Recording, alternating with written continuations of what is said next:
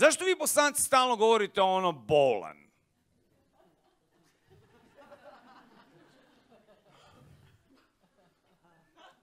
Ne kaže se bolan, nego bolan.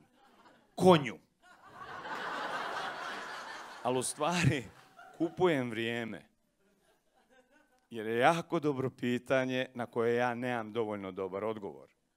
I krenem ja onako razmišljati, pa jesi je, kaže se bolan, znaš, imamo skra, ona ženska već, znaš, razmišljam, a zakon to se ja, znaš, pa bolan, pa zašto se, znaš, onako, ja razmišljam, i ljudi, dok sam ja razmišljao, mene zaboli glava. E pa to je to. Kod nas u Bosni je razmišljanje bolan proces.